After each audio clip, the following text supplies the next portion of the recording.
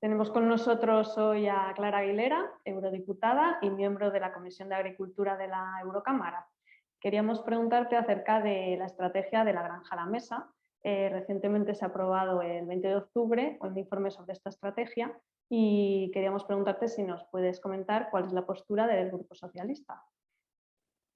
Bueno, yo he sido la ponente de mi grupo político, de los socialdemócratas europeos, por parte de la Comisión de Agricultura, porque ha habido ponentes de Medio Ambiente también de la Comisión. Y bueno, yo lo que te puedo decir es que mi grupo es una posición favorable a la estrategia de la granja a la mesa, a la opinión vertida por el Parlamento especialmente. Bueno, no es al 100% lo que nos hubiera gustado. No todos los temas que ahí se aprueban nos parece bien, pero bueno, ha habido un acuerdo político entre los principales grupos, entre el PP, los socialistas, Renew, que son los liberales, y los verdes, en donde en ese acuerdo pues estaban estos compromisos. Y como acuerdos que son, pues el 100% no es lo que nos gustaría, como imagino al resto de grupos. Pero nuestra posición es favorable, entendemos que hay que marcar una línea importante de compromiso en la lucha contra el cambio climático. Ahora mismo se está celebrando el COP26 en Glasgow, que es muy importante. Esos compromisos no solo de Europa, sino que sean parte de todo el mundo, del resto de países, y al final dejemos un mundo mejor, ¿no?, para nuestros hijos y nietos. Ese es el compromiso. Para ello habrá que hacer cambios en la agricultura, en la ganadería, en la pesca, en la cadena alimentaria en general y, por supuesto, no solo en estos sectores, sino también lo está haciendo en el sector de la energía, energético, el sector del transporte. Es decir, muchos sectores económicos están llevando a cabo o se van a producir importantes cambios para que emitamos entre todos menos gases de efecto invernadero. Por lo tanto, a tu pregunta concreta, mi grupo, tanto los socialistas españoles como los socialdemócratas europeos, somos partidarios y tenemos una opinión favorable al informe de esta estrategia. Ya digo, no al 100%, pero sí creemos que globalmente es aceptable, asumible y necesitamos recoger ese compromiso. Muy bien. ¿Y cuál es el proceso que va a seguir ahora la estrategia? ¿Crees que deberían introducirse algunos cambios en ella? Bueno, la estrategia es un documento político. Yo lo insisto en ello porque a veces cuando oyes hablar a las organizaciones agrarias parece como que esto ya es un reglamento que hay que cumplir pasado mañana, no es verdad. No hay que engañar a la gente, hay que a la gente trasladarle de lo que estamos hablando. Es un documento político que corresponde a la comisión actual que preside Ursula von der Leyen y que quiere marcar una estrategia para los próximos 10 años. Esto es lo que es la estrategia. A partir de ahora, para cumplir lo que esa estrategia y ese programa político de la comisión, pues tendrán que ir saliendo textos legislativos. Para eso ya anunció la comisión que se iban a modificar o crear en los próximos años, de finales de este año al 24, iban a salir un total de 27 textos legislativos, unos reformados y otros nuevos, para adaptar, insisto, no solo a la agricultura, no es solo, sino a los sectores económicos, a la industria agroalimentaria, al sector energético, transporte, es decir, para adaptar, bueno, pues los nuevos retos que nos obliga el cambio climático. Ese es el paso. Yo quiero insistir mucho, porque en eso coincido con el sector. Es muy importante que antes de un reglamento tengamos una evaluación de impacto de lo que suponen esas medidas.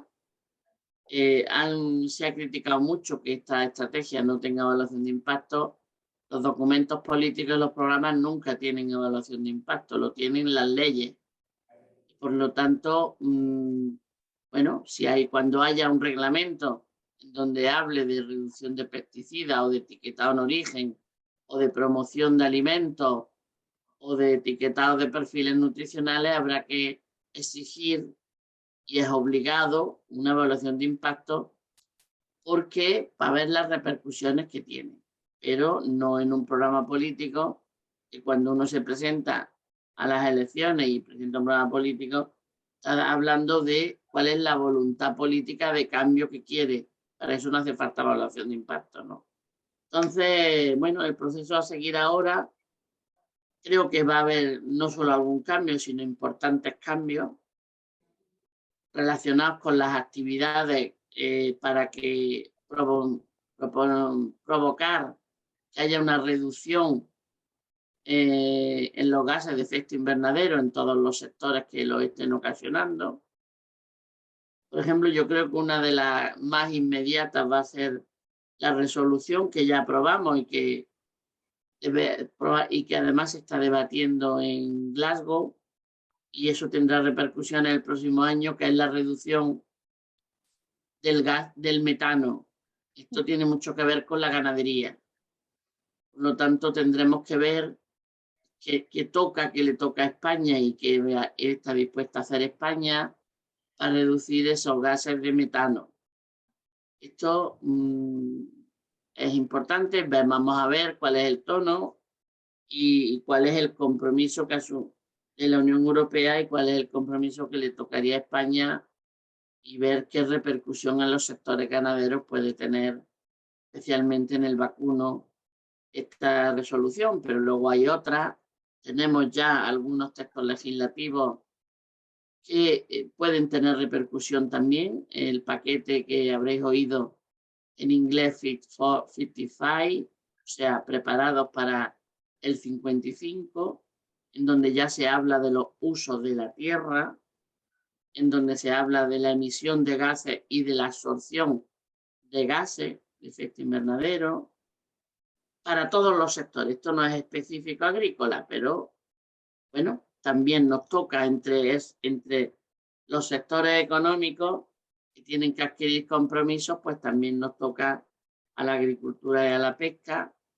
Y por tanto, bueno, iremos viendo en los próximos años cómo va a ir provocándose unos cambios importantes, que yo estoy convencido que al principio, hombre, generan incertidumbre y es normal, pero que al final nos iremos adaptando, bueno, pues a estas nuevas demandas y a estas nuevas necesidades y a estos compromisos.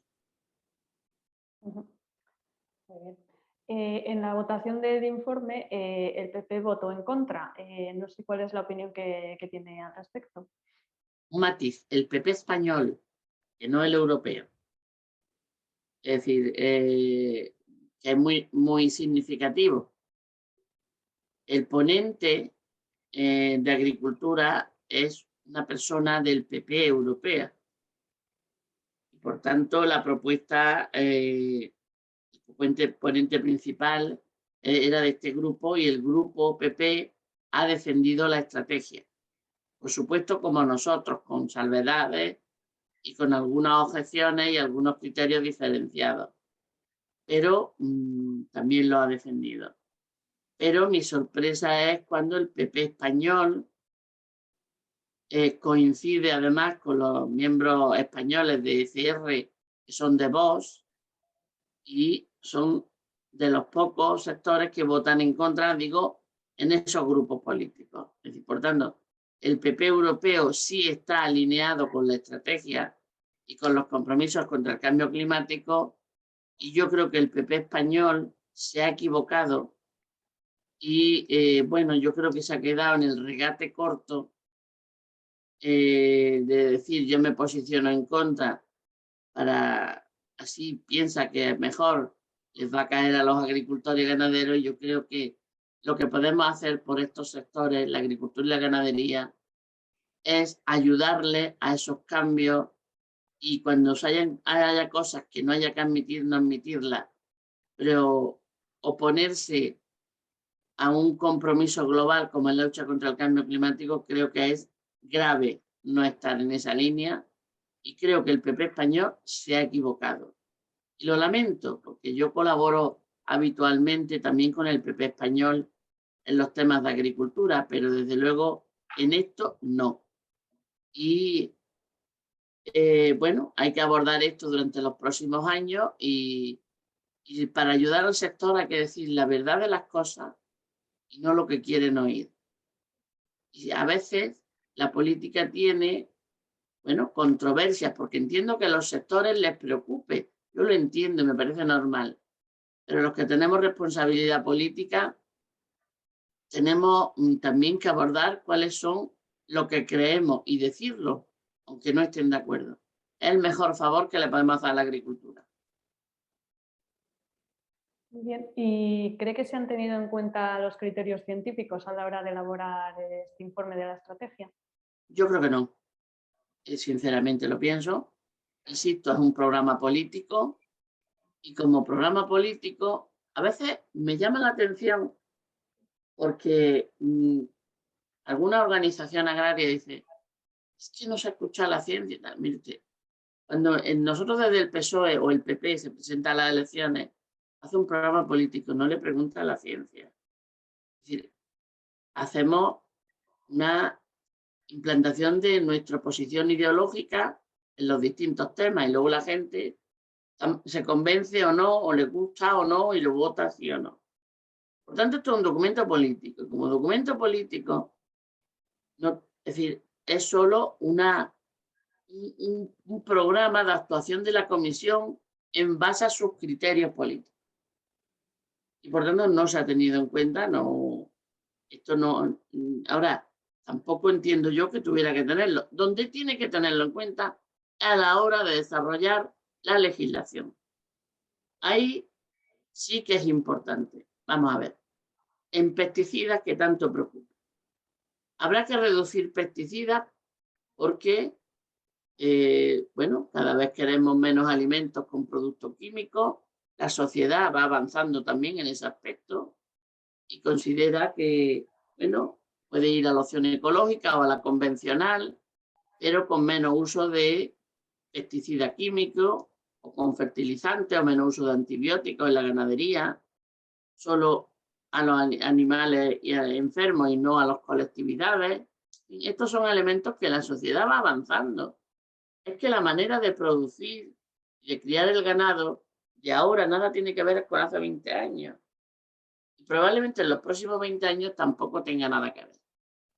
Entonces, ¿dónde hay que coger a la ciencia? Es que si yo voy a eliminar productos químicos de síntesis para tratar las enfermedades, yo tengo que tener una alternativa agronómicamente posible para yo tratar las enfermedades de las plantas y las de los animales.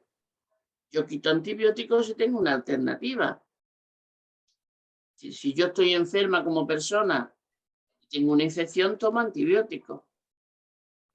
Es decir, si yo no puedo usar antibióticos, tendrá que haber otra alternativa del mismo calibre para superar mi enfermedad. Por lo mismo pasa con la oveja, la vaca, el cerdo o con la planta. Entonces, tiene que haber alternativa. Y yo creo que la base científica es fundamental y la innovación. Y que de una vez por todas en Europa se nos quiten los complejos contra los temas de la edición genómica, la New Breeding Technique, que son alternativas genéticas interesantes para que en el futuro utilicemos menos productos de síntesis. Por tanto, no estemos, aquí hemos hecho, bueno, un elemento como del demonio de los OGM, el organismo genéticamente modificado. Yo no lo entiendo ni lo he entendido nunca. Creo que tenemos una normativa muy estricta en ese tema, pero bueno, se ha hecho como una cosa. Y la nueva edición genómica y la innovación y la ciencia nos tienen que ayudar a producir igual o más con otros productos y con menos productos de síntesis y menos fertilizantes y menos antibióticos. Si no usamos la ciencia no es posible. Esa es mi opinión claramente. Por lo tanto, yo creo que los criterios científicos no se han tenido en cuenta en este programa político, pero que si en la legislación no es la base, mal vamos. Perfecto.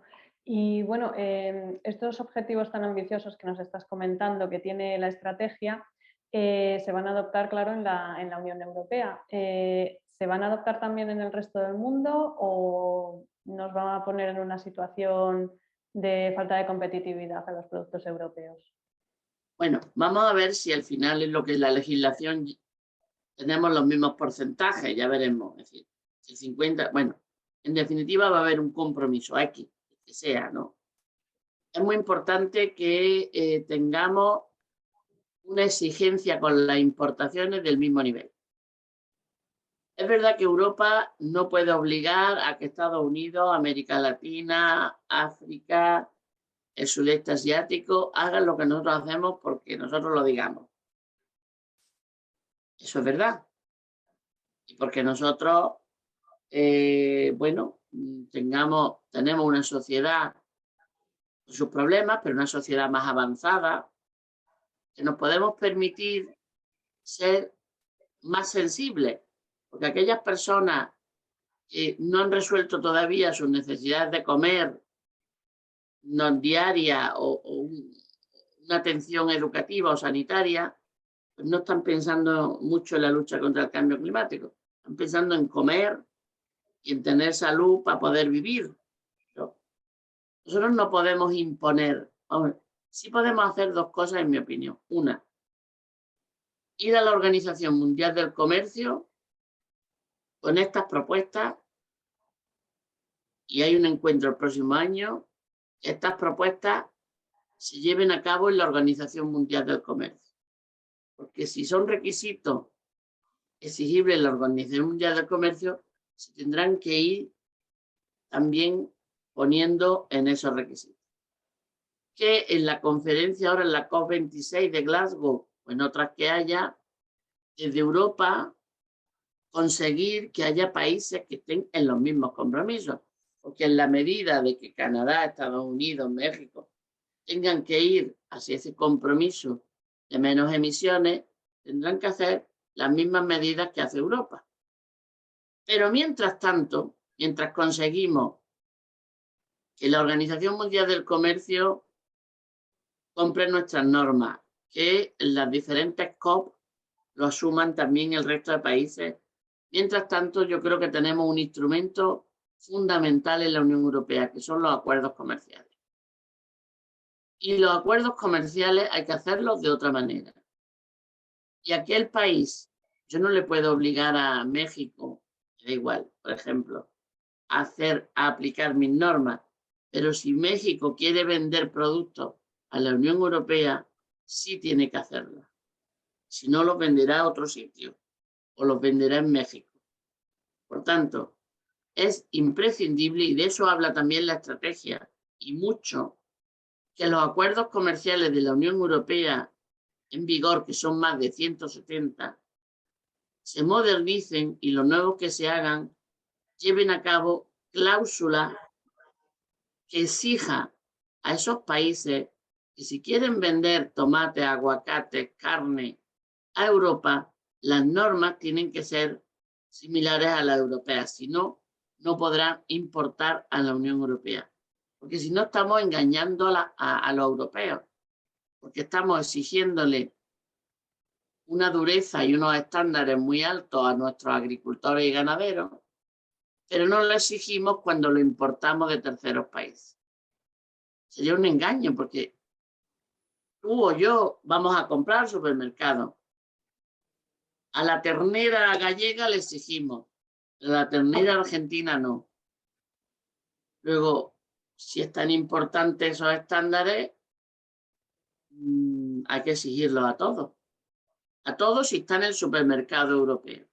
Si no, que lo vendan en Argentina. Pero no a la ternera gallega una cosa y a Argentina otra. No al tomate de Granada, de Almería una cosa y al de Marruecos otra. O al aceite de Túnez una cosa y al de España otra. No, eso tiene que cambiar. Si eso no cambia, no es fácil, ¿eh? Si eso no cambia en los acuerdos comerciales, podríamos estar cambiando, es decir, cargándonos la agricultura europea y permitiendo que los importadores traigan productos de terceros países para llenar nuestros supermercados, porque al final no podríamos competir. Nosotros tenemos una exigencia muy alta y el resto no. Entonces, la política comercial tiene que cambiar si esto queremos que cambie y seguir manteniendo agricultura en Europa. Si no, podemos tener un problema de mantenimiento de nuestros sectores agrarios y ganaderos en Europa, si no cambia la política comercial.